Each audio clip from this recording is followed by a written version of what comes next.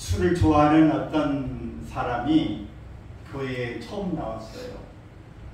그런데 광고하는 가운데 다음 주일은 맥주 감사 주일로 지킵니다. 그런데 술 좋아하니까 귀에 듣게 맥주 감사 주일로 지킵니다. 그래서 옆 사람들 물었어요. 아니 교회에 나오면 술을 안 먹는 걸로 아는데 뭐 다음 주는 맥주를 주면서 파티가 있나요? 그래서 맥주가 아니고 맥주다. 맥주는 보리로 만드는 것이라 좀 비슷한 면이 있습니다. 오늘 우리가 맥주 감사주일로 이렇게 지키는데 지금 우리가 맥주 감사주일로 지킨다고 할 때에 좀 이 맥주 감사주일 우리가 지금 도시에 살고 있으면서 이 생각이 또 개념이 좀 희미해집니다. 아니 어릴 때 지금 연세가 드신 분들은 보리 농사도 져보고 밀 농사도 받고 우리가 쌀 농사도 짓고 여러 농작물을 통해서 그것이 노젓가리를 하고 그때 어려울 때 그저 밖에 가서 추수하고 난 다음에 뭐 떨어진 거라도 비벼서 이렇게 먹고 이렇게 했던 시절을 떠올리면은 또 기억이 있는데 젊은 사람들이라든지 도시에서 사는 사람들에게 있어서는 아니 무슨 맥주 이렇게 보리를 거두는 것이 무슨 의미가 있나 이런 생각을 할 수도 있습니다. 이스라엘 백성들은 한 해를 절기로 시작해서 절기로 맞춰지는 그런 만큼 이 여러 절기를 귀중하게 여겼습니다. 근데 이스라엘은 남자들이라면 또 이스라엘이라면 이렇게 여러 절기 가운데 그래도 꼭 지켜야 될 세 가지가 있다. 그건 무교절, 바로 6월절 어린 양을 잡아서 문설주와 임방에 발라서 죽음의 사자가 넘어갔던 사건, 그 다음 날부터가 무교절, 일주일을 지키는 건데 무교절을 지켜라. 초실절, 칠칠절이라고 말하는 이거 우리가 지금 지키고 있는 맥주절 이런 의미로 이걸 꼭 지켜야 된다라고 하는 것이고 또 마지막은 수장절이라 해서 또 이 벼농사를 이렇게 다 져가지고 저장하는 그런 이 절기 수장 이게 저장한다는 얘기예요. 그 절기를 지켜라. 이때는 예루살렘의 모든 남자들은 다 올라와야 된다. 그래서 하나님 앞에 감사하고 이 절기 의식을 지킬 것을 말씀하고 있습니다. 즉 하나님께서 이렇게 절기를 정하시고 그 절기를 통해서 자기 백성에게 여호와 하나님 자신을 기억하게 하시는 것입니다.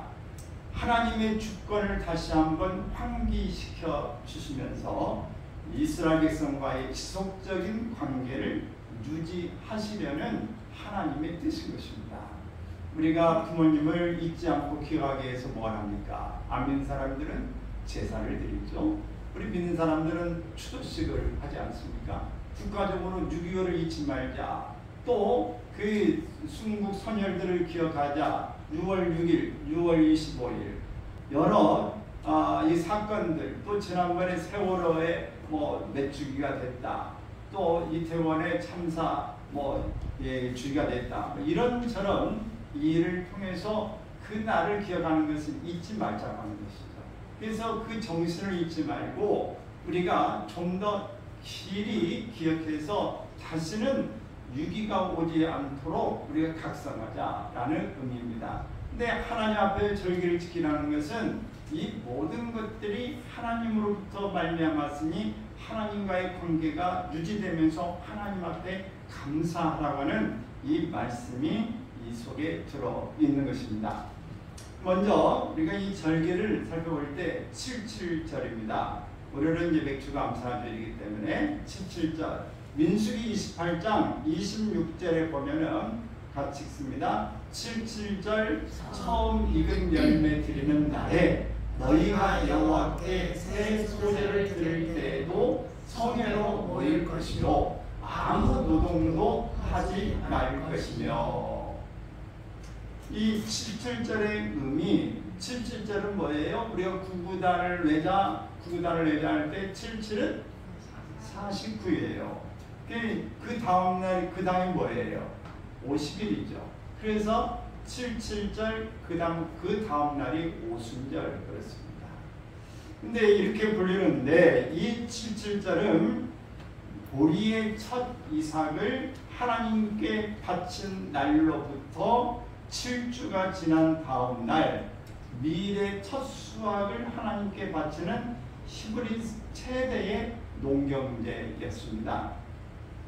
이날에는 성회를 공포하고 노동을 금지시켰고 유교병, 즉 베이킹 파우더를 이렇게 넣어서 소재와 또 속재제, 화목제를 드렸습니다. 또 이스라엘 사람들이 지키는 이 맥추절은 정확하게 보면 보리의 첫 수확을 통해서 하나님께 감사로 드리는 것이 초실절이에요. 초실절. 여러분 혹시 아세요? 보리를 먼저 추수합니까? 밀을 먼저 추수합니까? 보리를 먼저 거두고 밀이 좀 늦죠? 자, 이스라엘도 마찬가지예요. 이 보리를 추수하고 난 다음에 처음에 이 단을 묶어서 제사장에 드리고 제사장이 막 흔듭니다. 이렇게 막 흔들어요. 우리가 어디 가서 이 공연 갔는데 가서 막 무대에 나오려면 어떻게 막 이렇게 핸드폰도 볼 때도 하고 뭐 야광 있는 거 흔들고 뭐 여러 가지가 막 흔들고 하지 않습니까? 그것처럼 하나님 앞에 첫 번째에 얻어진 이 보리 이 추수한 것을 하나님의 단을 들고 하나님 앞에 이렇게 들어서 요제라고 그럽니다. 흔들어요. 흔들면 하나님 감사합니다. 하나님이 하셨습니다. 바람도 주시고 비도 주시고 뭐 햇빛도 주시고 하나님이 다 하셨습니다 하고 흔들어 드리고 난 다음에 7의 49일이 이제 지나고 난 그때에 이제 밀 추수를 하는 거예요. 그래서 밀 추수를 하는 걸 77절 이때 이제 하나님 앞에서 대대적인 감사를 드리라라고 하는 것입니다. 그 다음에 오순절이 이제 성령이 임하시는 날 아닙니까? 우리가 그 다음에 오순절 성령이 임했다. 우리가 사도행전에 이미 오순절이 임함에 성령이 임한 그때를 말하는 거예요. 그래서 이렇게 우리는 정확히 보면 초실절이 먼저 있고 77절 그 다음에 7절을 겸해서 오순절 이렇게 말하는 것입니다. 근데 오늘 우리가 지금 7월 그러면 첫 주를 맥주 감사를 지키는 의미는 어떻게 된 거냐? 우리나라도 이 보리 농사 짓고 밀 농사도 졌죠. 그런데 우리나라는 이 보리가 언제쯤 나와요? 6월 중순에서 6월 말쯤에 보리 추수를 하는 겁니다. 그렇기 때문에 다 끝나고 난 다음에 7월 첫 주를 가리켜서 우리가 맥주 감사를 지키자. 이해가 되십니까? 우리가 살게 되는데 지금은 농사를 안 짓잖아요. 우리는 지금 월급을 받지 않습니까? 지금은 우리가 이 맥주 감사주의를 통해서 좀 더 두 가지 의미로 볼 수 있는 것이 하나는 이 전반기 6개월 동안을 지켜주신 하나님의 은혜에 감사합니다. 전체적으로 먹고 마시고 이 추수를 할 수 있도록 하나님 허락해 주셨던 시간들 모든 과정에 하나님이 하셨다라고 말씀을 드린 것처럼 우리가 지금까지 먹고 살고 일하고 어떤 일을 할 수 있었던 것들이 다 하나님의 은혜입니다 라고 고백하는 이거다. 또 우리가 하나님의 은혜를 입어서 구원을 주셔서 믿음을 잃지 않고 건강하게 오늘 여기까지 올 수 있도록 해주신 것이 하나님의 감사다. 이런 의미를 우리가 담아서 맥주 감사주일로 우리가 전반전을 돌아보면서 감사는 절기로 지키는 것이 현대에 우리가 생각할 수 있는 모습입니다. 할렐루야. 전통적인 우리 농경 사회에서 일어났던 그런 맥락에서 우리가 절기를 볼 때 지금은 이렇게 해석해 볼 수 있다라고 하는 것입니다. 이것은 표면적인 면에서 풍성한 수확에 대한 이 감사제였지만 더 깊이 들어가 보면 이스라엘 백성들이 신의 산이라고 하는 데서 모세를 통해서 율법을 하나님이 주시죠. 우리가 잘 아는 십계명도 그때 주시게 되는 양 돌판에 십계명을 주시는 게 되는데 여러 계명들을 하나님이 주셨어요. 10계명뿐만 아니라 이렇게 율법을 주신 것을 기념하는 절기기도 한 것입니다. 더욱이 신약시대 성령 강림의 역사로 인해서 이날은 이스라엘 최대의 부활과 또 성령 강림의 기념 축제가 되고 있다라고 하는 겁니다. 그래서 오늘 우리가 이 맥주절의 의미를 생각할 때 부활의 의미와 또 맥주절의 일을 통해서 성령 강림의 내용을 같이 생각해 볼 수 있는 것입니다. 따라서 이 구약에서 이스라엘 백성에게 주어진 율법을 통한 섭리는 신약에 와서 우리가 성령의 역사를 기념하는 그런 절기다. 이렇게 우리가 이해하고 받아들일 수 있기를 바랍니다. 유대인들의 이 맥주절 행사를 살펴보면 맥주절은 무교병 마지막 안식일 다음날 이스라엘 백성들을 밭에 이들은 나가서 익은 곡식을 잘라서 한 단을 묶어 하나님 앞에 흔들어 이걸 무슨 제라고? 요제라고 그랬어요. 요제를 드리는 것이다. 7주간을 계산해서 그 다음날 오순절에 이르는 성회로 모이게 되었다. 하나님께 제사를 드리는 날이다 라고 하는 의미죠. 이렇게 수확을 거둬서 하나님 앞에 제사를 드리는 이 기념을 하게 되는데 이날에는 새로 거둔 수확물로 만든 고운가루 에바를 누룩을 넣어서 이스트를 넣어가지고 이것을 굽니다. 부어서 만든 떡 두 덩이를 하나님께 흔들어 드리는 요제로 이렇게 드리는 것입니다. 또 1년 된 양 7마리, 또 젊은 수소 1마리, 또 순양 2마리를 불로 태워 드립니다. 불로 태워 드리는 것을 번제라고 합니다. 번제. 또 1년 된 순양 2마리로 온 백성을 위해서 화목제로 드립니다.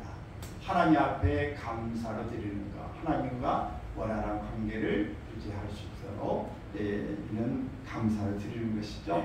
그래서 온 백성이 큰 성회로 지키게 됩니다. 그래서 하나님이 주시는 이것으로 떡을 만들고 이 짐승을 하나님께 드리면서 하나님이 하신 일을 드러내고 하나님 앞에 감사를 표하는 것입니다. 천직은 곡식단을 요제로 드리는 것은 바로 예수 그리스도의 부활을 의미하는 것이고 이는 그리스도께서 부활의 첫 열매가 되셨기 때문에 우리가 의미를 상기해 볼 수 있습니다. 우리가 이 초실절 앞에서 말씀드렸는데 오늘 보리를 처음 수확했을 때에 하나님 앞에 감사해서 들어 올리는 요제를 말씀드렸죠. 레위기 23장 10절 읽습니다. 이스라엘 자손에게 구하여 이르라. 너희는 내가 너희에게 주는 땅에 들어가서 너희의 곡물을 거둘 때에 우선 너희의 곡물의 첫 이삭 한 달을 제사장에게로 가져갈 것이라. 모든 것 하나님으로부터 온 것이다. 하나님이 허락해 주신 선물이다. 축복이다. 이것을 잊지 말아야 된다고 하는 것입니다. 그래서 하나님 앞에 할 수 있는 대로 번제로 드리고 또 소제로, 소제는 곡식을 드리는 것을 소제라고 그러는 것입니다. 화목제는 하나님 앞에 감사로 하나님과 화목함을 드러내는 것이고 속건제는 하나님 앞에서 이 죄를 졌다든지 어겨 약속을 못 지켰다는 할 때 하나님 앞에 드리는 것을 속건제라고 그러고요. 또 속죄제는 우리가 죄를 지었을 때, 속건제는 약속을 어겼다든지 그럴 때 드리는 것이고 우리가 속죄제는 우리가 사람과의 관계에서라든지 여러 죄를 지었을 때에 하나님 앞에 우리가 속죄제를 드리는 것입니다.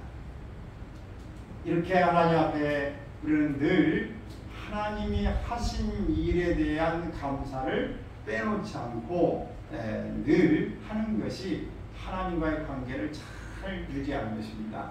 우리가 인간관계도 그렇지 않습니까? 부모 자식 간에도 마찬가지고 친구 간에도 형제 간에도 우리가 잘못한 것은 어떻게 해야 돼요? 잘못했다고 사과하고 서로 간에 소통을 해야 돼. 네가 잘못했잖아. 너도 잘못했잖아. 그러면 어떻게 해야 돼? 너도 잘못하고 너도 잘못했으면 어떻게 해야 돼? 서로 용서를 구하고 화해해야 되는 것이죠. 그래 나도 잘못했다. 그래 나도 미안해. 라고 서로 화해하는 것입니다. 학교에서 둘이 싸우면 선생님 어떻게 해요? 내 이 둘이 이리 와. 왜 그랬어? 어? 얘가 이렇게 그래? 너도 잘못했고 너도 잘못했어. 서로 악수해. 서로 화해하고 이렇게 말하잖아요. 그리고 애들은 금방 또 친하게 보입니다. 이 친하죠. 오늘 우리가 하나님 앞에서 똑같아요. 사람 관계에서도 이런 모습을 다 화해를 하고 죄를 사함받아야 되는 것입니다. 용서해야 되는 것인데 하나님 앞에서 똑같이 우리가 범죄했을 때 먼저 하나님 앞에 속죄를 드려야 되는 것입니다. 이런 모습을 통해서 하나님과의 관계가 깨지지 않고 원활하게 잘 유지될 수 있게 되어집니다. 우리는 하나님 앞에 감사를 드리는 일을 넘어서 하나님이 우리의 소망이시다. 하나님이 우리의 능력이시다. 주는 나의 큰 소망, 주는 나의 큰 능력, 내가 언제나 주님만을 섬기겠다. 그를 나의 마음속에 온전히 주님만 모셔놓고 이 찬양을 그래서 오늘 하나님 앞에 우리가 드린 겁니다. 그래서 이 맥주 감사절 절기를 통해서 우리가 할 수 있는 것은 뭐예요? 하나님을 사랑합니다. 하나님이 하신 일을 기뻐하고 감사합니다. 하나님을 송축합니다. 라고 하는 것이 우리가 하나님 앞에 드릴 수 있는 최고의 우리 자세인 줄로 믿습니다. 하나님 앞에 이렇게 하나님 베풀어 주셨지만 저는 이렇게 부족하고 너무 부끄럽습니다. 그래서 하나님 앞에 예물도 드리고 하나님 주신 것에 너무 감사의 예물도 드리고 또 하나님 앞에 이제 남은 시간도 하나님 우리에게 또 허락해 주시고 또 축복해 주시고 믿습니다라는 소망을 품게 되는 것입니다.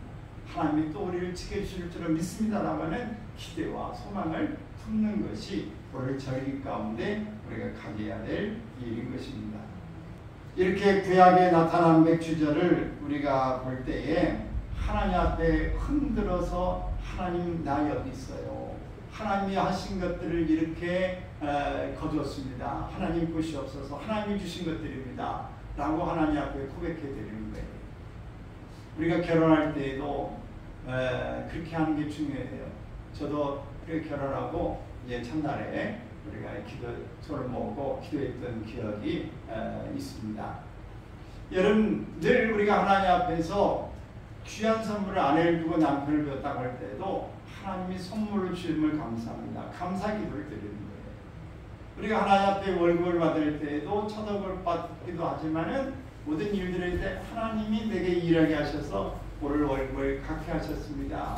하나님 앞에 감사의 표를 하는 것이 중요한 것입니다.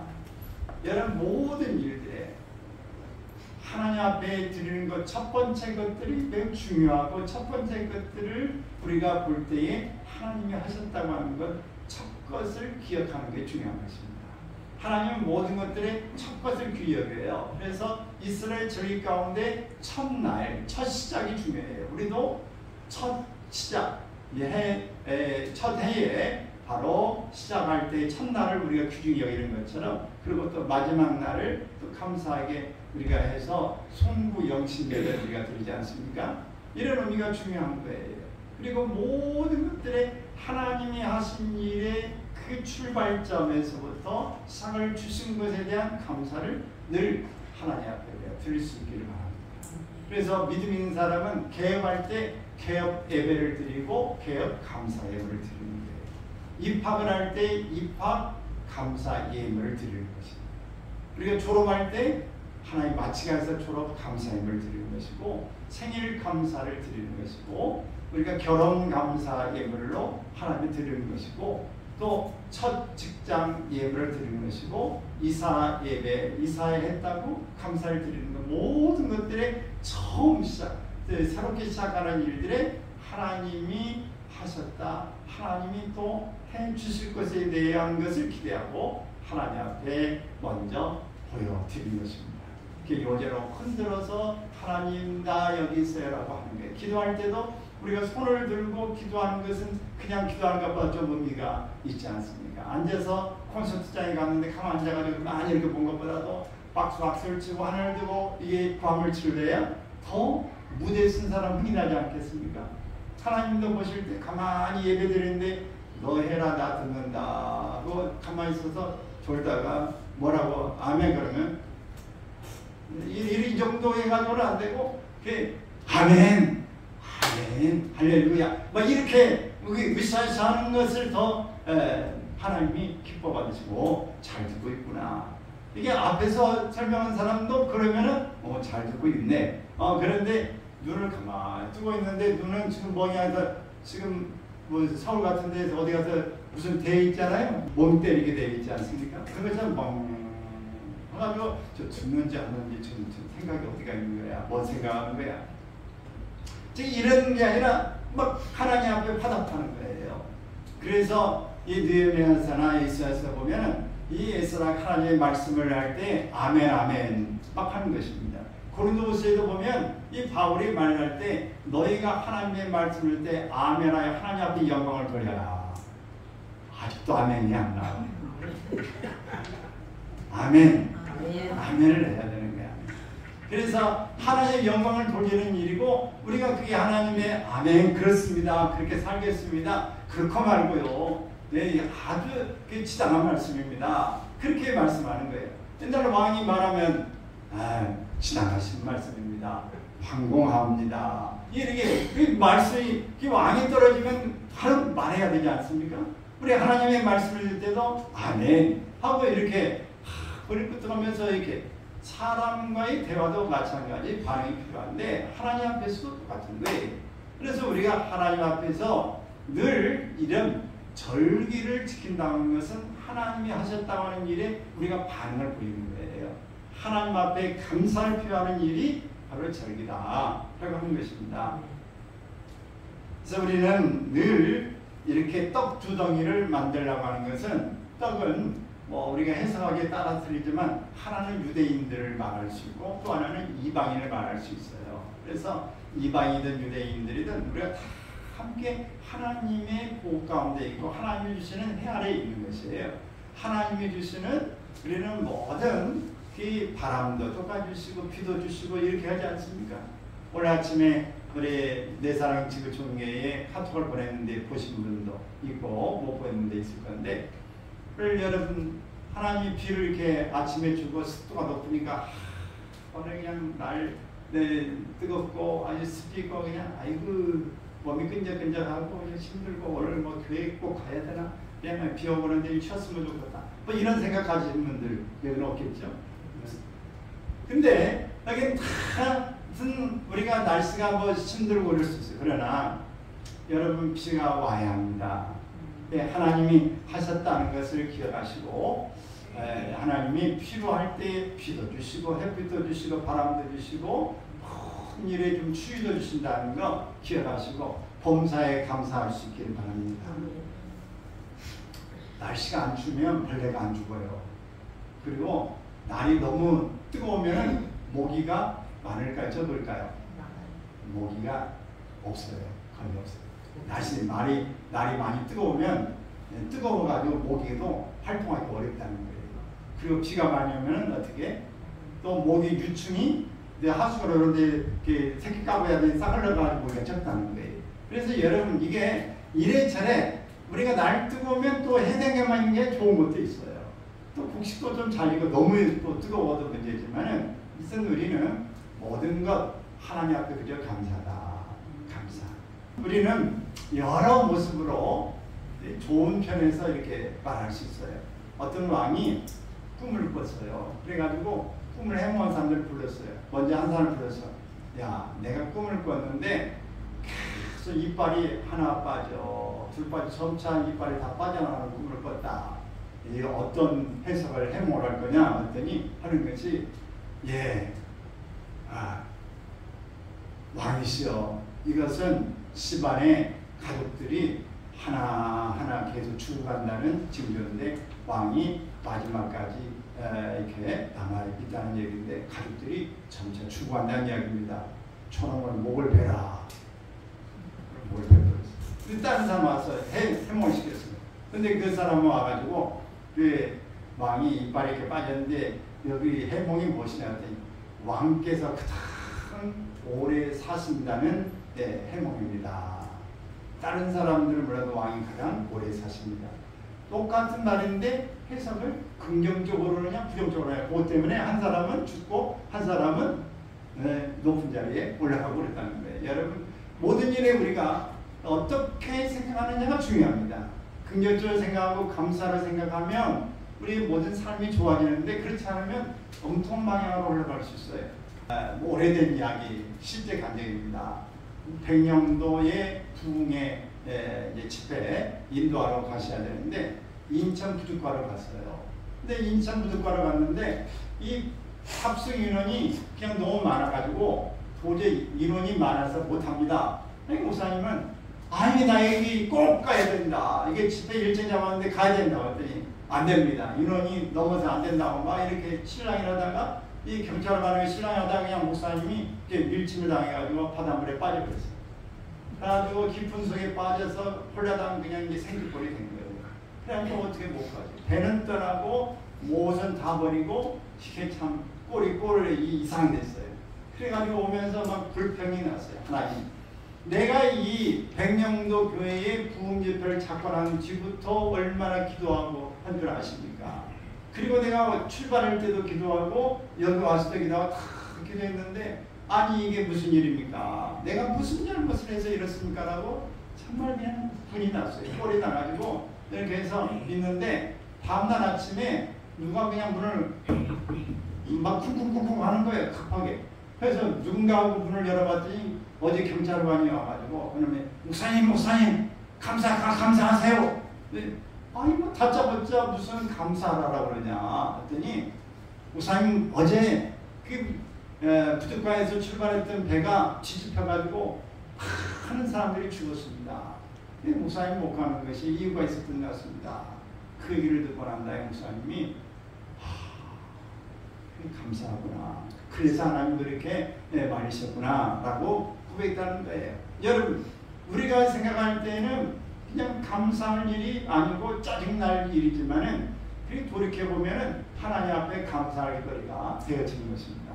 그러므로 여러분 모든 일에 무슨 감사하면 해놓고 보기 바랍니다.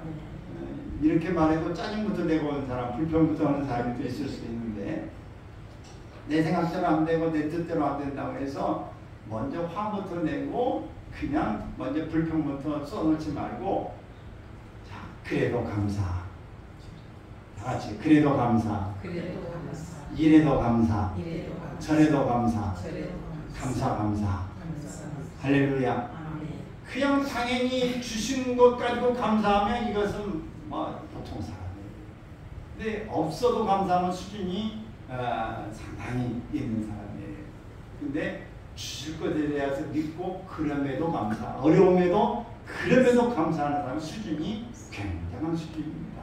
그러면 여러분의 감사 수준이 좀 더 높아지기를 바랍니다.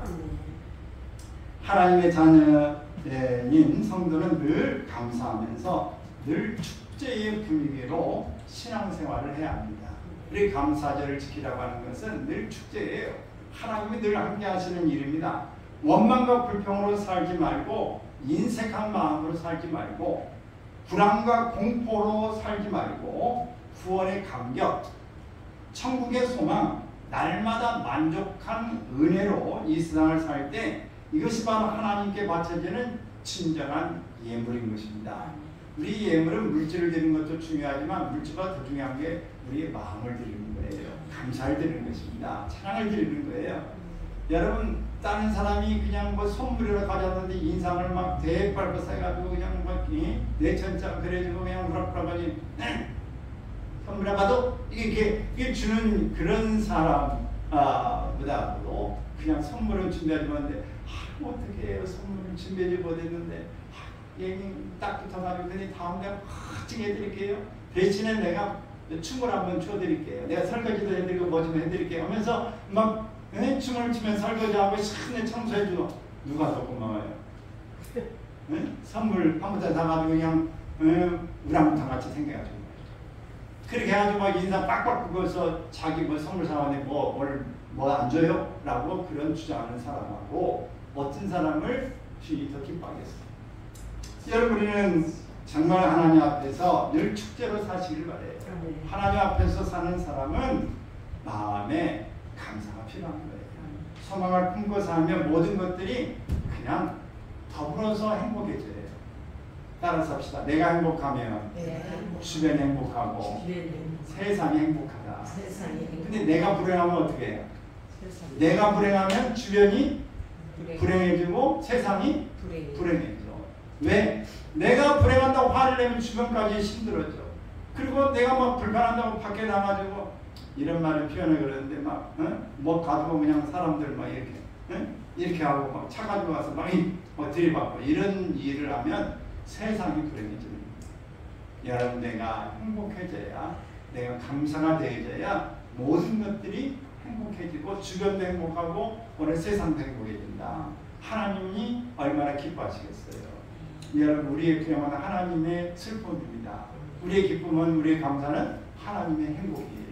그래서 여러분 하나님을 기쁘시게 하나님을 행복하게 해드리기를 바랍니다. 우리가 작은 것에 만족하고 감사하며 이를 사는 삶을 꼭 실천할 수 있기를 바라요.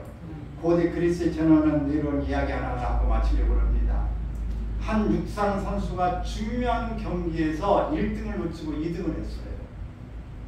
그는 죽을 고생을 하며 시합을 준비했지만 군중은 오직 결과적으로 1등한 사람에게 찬사를 보내고 큰 박수를 보냈습니다. 2등을 한 사람은 너무 이렇게 1등의 찬사를 보내고 박수를 보낼수록 마음에 분노가 쌓여지고 마음에 슬픔이 쌓여지기 시작합니다. 그래서 집으로 돌아오는 길에도 그에게는 오직 1등의 이름밖에는 들려지는 것이 없었습니다. 며칠 후에 시내 한복판에는 우승자를 기리는 거대한 동상이 세워졌습니다. 2등한 선수는 그 동상을 보며 자신이 패배자임을 확인해야 했습니다. 밤마다 시기와 질투로 잠을 뒤척이던 그는 매일 밤 동상으로 가서 석상을 조금씩 파내기 시작했습니다. 그렇게 거대한 석상은 조금씩 약해져 갔습니다. 그러던 어느 날 밤 여느 때와 같이 그가 석상을 파내려는 순간 동상이 큰 소리를 내며 갈라지고 쓰러진 것입니다. 그 거대한 동상은 남자를 향해 덮쳤고 그는 결국 목숨을 잃고 말았습니다. 남자는 동상이 무너진 순간에 죽은 것이 아닙니다. 그간 조금씩 커진 질투와 시기가 남자를 결국 죽게 만든 것입니다. 우리의 삶에서 질투와 시기를 아웃시켜야 됩니다. 밖으로 내보내야 돼요. 대신 작은 것에 만족하고 감사하며 사는 삶을 택하기를 바랍니다. 질투와 시기가 계속된다면 결국 불행해지는 것은 자신일 수밖에 없습니다. 하나님 앞에 감사하고 축제로 우리가 날마다 주님 앞에 살게 될 때에 이것은 여러분의 몫이에요. 여러분의 가정을 살리는 일이고 자손 대대로 복을 끼치는 일이 되어질 것이고 하나님의 자녀로서의 많은 열매를 맺히는 귀한 모습이 될 줄로 믿습니다.